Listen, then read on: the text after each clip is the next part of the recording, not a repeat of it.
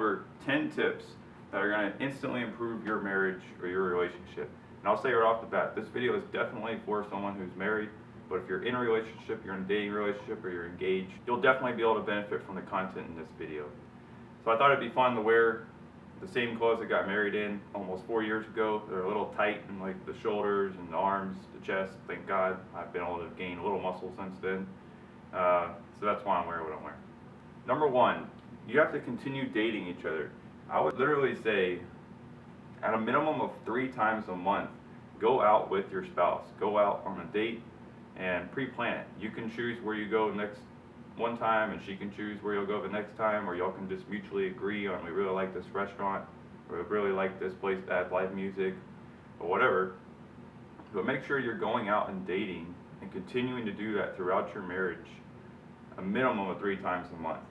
And that's just to keep that connection there, keep that strong connection with each other, where you have some time away from the kids if you have kids, some time to just catch up with each other on how the week went, on what's coming up next in y'all's lives, on your work lives, or whatever it is that y'all don't share the time together on, and just simply vent, connect, date. It's literally, you're dating each other even though you're married.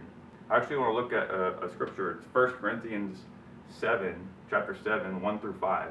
And we're going to see that the Apostle Paul actually writes in the Bible about this very topic. Once again, 1 Corinthians 7, 1 through 5. It says, "Now concerning the things about which you wrote, it is good for a man not to touch a woman. But because there is so much sexual immorality, let each man have his own wife, and let each woman have her own husband. Let the husband fulfill his obligation to the wife, and likewise also the wife to the husband. The wife does not have authority over her own body, but the husband does, and likewise the husband does not have authority over his own body, but the wife does. Do not deprive each other, unless it is by mutual consent for a set time, so that you have leisure for prayer and then come together again, so that the adversary does not tempt you because of your lack of self-control." So through the context of the first 2 verses, we can see that the Apostle Paul is talking about sex here.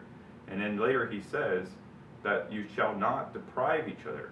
Do not deprive one another unless it's a mutual consensus, unless you mutually agree that you want to take some time for prayer and time with God. And even then, that you should quickly come back to that connection and to having sex again, so that you do not allow Satan into your life. Number 2, the second thing is avoiding unproductive words or unproductive phrases. I feel like we've all done this in our marriage. We've all said those things like, I have great conversations with everybody but you. Or, I don't know what I even liked about you before we got married. Or I don't even know why I dated you. Or even those classic words like, you're stupid, or you're an idiot, and etc. Those types of things. Or say, why do we even get together? Those kind of phrases and those kind of words, when you say them, are completely unproductive.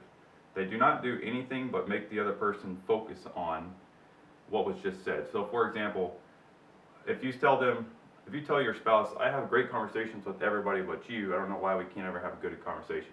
Well, first of all, that's not true. Of course you had good conversations, that's how you dated and eventually got married. And second of all, it makes the other person receiving the message think about, well, how do I come up with a good message? It makes them think about 2 things. How do I come up with a good conversation? They're like scanning their mind for, all right, let me think of something good to talk about. Let me try and compete with these other people you apparently have spoken with. And second of all, that's exactly what it does. It puts it in their mind, well, who else have you been speaking with? Is there other guys or something that you've been having better conversations with? I mean, it's just simply unproductive. It's like being an employee and you go to your supervisor with a problem and you simply state the problem. And you don't even recommend a solution, you don't recommend anything that is going to mediate that problem. It's simply unproductive, and it's not the way to go about it. Now, this third topic is one that I've actually recently learned for myself, and it's not speaking badly about your spouse while you're in public. And this is one of those things where I think it's very important to start off by saying that it is appropriate and it is important that you vent to the right people. When you know that you have someone that you can trust and you have a strong relationship with that person and you need to vent or need to discuss and try and get some advice or whatever about your spouse, that is appropriate. However, just randomly speaking and disrespecting your spouse while you're in public. Say, a big group of guys get together and they're all talking about their wives. There's a difference between talking about women in general and kind of making some jokes and laughing and, they're crazy, all that kind of stuff, versus saying, my wife, my wife, my wife, and just disrespecting her and calling her stupid names or whatever you're doing, because it just degrades her.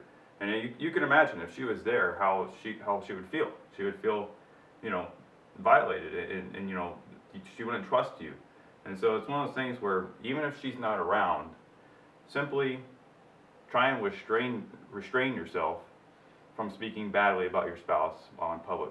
Jumping into number 4, mentally preparing yourself before you see your spouse. So let's say, best example, you're driving home from work.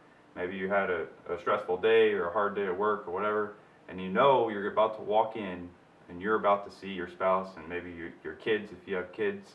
That's that time when you're on your drive home or wherever you're going and you're about to see your spouse, to start mentally preparing, mentally thinking about, okay, how do I want this to go? Getting into that mindset of patience and getting into that mindset of, I don't know how her day went. Let's say she's in a bad mood, potentially, and simply mentally preparing yourself. I would say that this is the one single thing that has improved my marriage the most, is if I walk into the house blind and I'm thinking about whatever I'm thinking about, and then my wife says, hey, I need you to go do this or that, I'm already irritated. And I'm already going to have a response that we're going to have to talk through later on when I get back, and I'm going to have to apologize or something like that.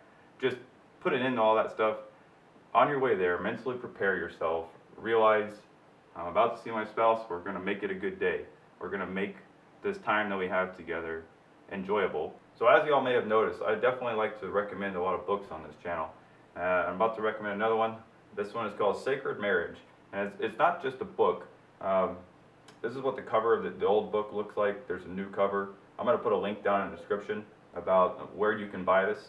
But it's actually a set. It's actually a book, a study guide, and a DVD. And I'll tell you, I went through this program with my wife when we were engaged, before we got married. And I will say, when you first sit down and you watch the DVD, it's one of those things where, as a guy, you're like, man, this is kind of cheesy. Just the way it's presented just seems over the top, fairy tale. It just doesn't have a good first impression. But I encourage you, stick with it, because the content within the programs is very, very good. And by the end, I think you'll definitely appreciate it. Everyone that I've ever spoken to who's done it has always thoroughly enjoyed it and has very good reviews of it. So like I said, I'll link down in the description where you can buy the set, the book, the study guide, and the DVD. It's off Amazon. Just so y'all know, kind of like the motto of what this is, it says, what if God designed marriage to make us holy more than to make us happy? This is written by Gary Thomas, and he's also the one that's in the video series. Absolutely amazing. It's the best thing about it is it's not something you've seen before. It's not one of those things where we've all seen, some kind of quick fix thing for marriage, or something about how to make yourself enjoy marriage more. This is really about how to give to your spouse, and your spouse give back to you, treating her like a queen, her treating you like a king, but on biblical standards, biblical principles. Highly recommend it. And you just have to dive in and jump into it for yourself. So tip number 6 is actually one that I've spoken to a lot of people about it in person, and there's just a lot of pushback on this one. People just don't agree with it, but it's very simple, and I'll explain it to y'all. It's the principle of putting your spouse only second to God. So essentially, putting your spouse first as far as everyone on earth. Putting your spouse over your parents, putting your spouse over your children, and that's the one that nobody likes. Everybody wants to put their children first, and I'll tell you the reason why that's not smart is for the simple reason that children grow up and they move out, between the ages of 18 and 22 or whatever. Those children become adults and they move out and they leave. And who you're stuck with, who you're left with, is your spouse. And if you haven't been like I said, tip number 1, if you haven't been dating your spouse continuously and you haven't been keeping that relationship strong, when those kids move out, which if you put all your energy and all your dedication and all your relationship building into those kids, when they're gone and you're left with your spouse, you're going to literally look at them and be like, well, who are you? I mean, we don't even know each other anymore. The last time we connected was years and years ago. And so it's so important to put your spouse first. As we know, marriage is something that's a lifelong commitment. You know, until death do us part. And that means when the kids are gone, when the parents have passed away, when all those people that people want to put first over their spouse are gone, and you're there with your spouse, you want to still enjoy your marriage. You still want to have that connection, and you want it to be getting even better and better continuously. So that's the very simple reason. Like I said, I understand people don't like that. It's the way it is. Ironically, number 7 is one that people don't like too much either. It's forgiveness and prayer. It's very important that you forgive your spouse. If your spouse does something against you, and he calls you some bad names, or you feel like they purposely embarrassed you in public, or whatever it is, you have to forgive your spouse. It's just a biblical principle. It's not something that is there to help the person that you're forgiving. It's there to help the person that's hurt. Okay? Forgiveness is one of those things, and I could do a whole teaching of forgiveness in a different video, and I will eventually. However, the important thing to remember about forgiveness is that God created it to help us move forward with other people that we love. Okay, it's about moving forward. It's about finding healing within ourselves and simply moving forward. Let's pray and forgive our spouse. So this next one is super important. It's number 8. We need to set personal boundaries for ourselves and our spouse. And this is something that you should agree upon. You should talk about it and actually agree upon. That way you know that you're both going to be abiding by it. So what I mean by personal boundaries is never spending alone time with someone of the opposite sex. And this could be going to lunch, this could be going on and working out together, it could be going on a road trip together. Both people in the marriage should agree that you're never going to go and do one of these things with a person of the opposite sex while y'all are alone. And it's one of those things where every once in a while something happens where you have to because of business or your job or whatever, but don't make a habit of it. Don't let it repeat. And even if that means you tell the person, you know, no offense, I only mean exactly what I'm about to say. My wife and I have an agreement, and we just simply don't spend alone time with people of the opposite sex. And this is one of those things that will completely eliminate any fear in your marriage that your spouse is having an affair or would have adultery or anything like that. If y'all can agree on this principle and both abide by it and both do it, you will completely eliminate any fear. And it'll definitely boost the trust in your marriage astronomically.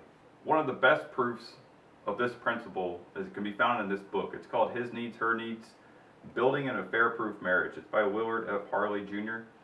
And in this book, at the beginning of every single chapter, he tells a story of someone who, one person in the marriage, one spouse in the marriage, decides to start spending alone time with somebody, and it seems to be innocent in the beginning.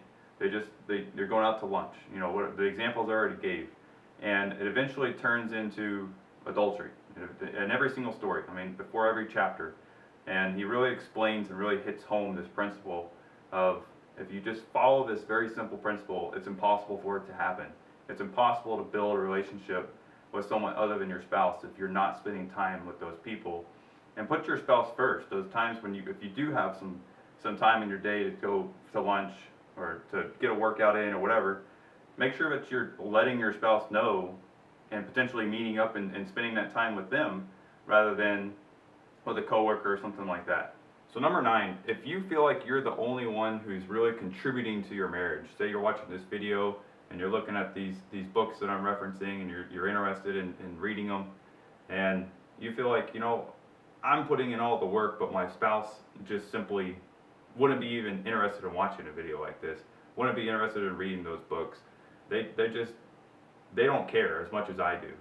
I'll tell you, you're not alone. There's many people in their marriage that have the exact same situation, and I would encourage you, just be consistent. Be consistent in your prayer, be consistent in following these steps, and if you ask God to open up your spouse's heart, and you pray about it and you are consistent, you will see change. Sometimes it takes longer than we want, but you will see a change take place.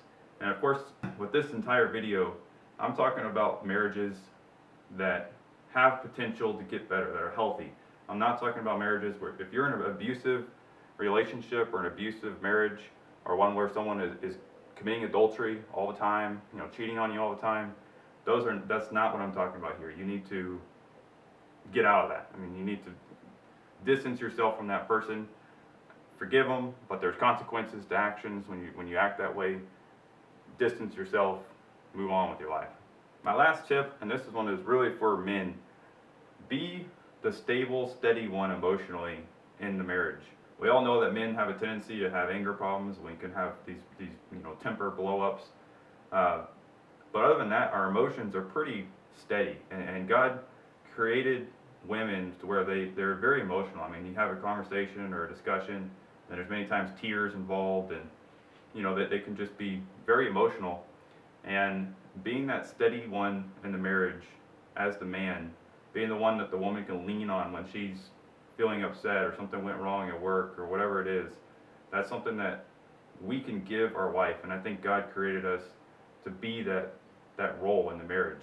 So definitely, as a man, work on being the steady, the stable one. Work on anger. If you're someone who struggles with temper, always be trying to improve on that. But once again, let's be men of God, and let's try and do the best we can to benefit our wives and to benefit our marriage. Till next time.